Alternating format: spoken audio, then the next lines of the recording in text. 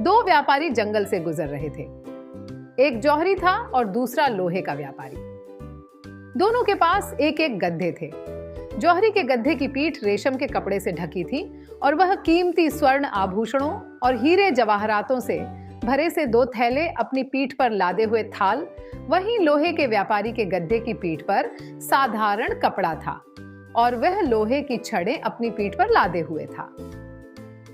जौहरी के गड्ढे को इस बात का घमंड था कि वह स्वर्ण आभूषण और हीरे जवाहरात लाद कर ले जा रहा है। वह बार बार अपनी बातों से लोहे के व्यापारी के गड्ढे को नीचा दिखा रहा था।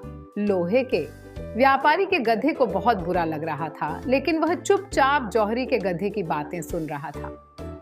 अचानक डाकुओं ने उन्हें घेर लिया। डाकुओं को देखते ही दोनों व्यापारी डर के मारे अपने गधों को छोड़कर भाग गए। डाकू गधों की पीठ पर लदे सामान देखने लगे। उन्होंने देखा कि लोहे के व्यापारी के गधे पर लोहे की छड़ लदी हुई है। कीमती सामान ना देखकर उन्होंने उसे भगा दिया। जौहरी के गधे की पीठ पर कीमती सामान था। उन्होंने उसे पकड़ लिया और उसकी पीठ से कीमती सामान निकालने लगे।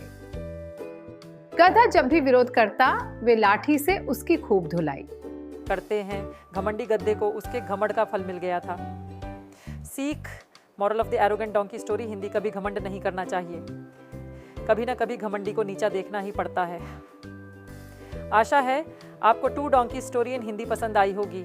ऐसी ही हिंदी मॉरल स्टोरीज पढ़ने के लिए हमें सब्सक्राइब अवश्य करें। धन्यवाद।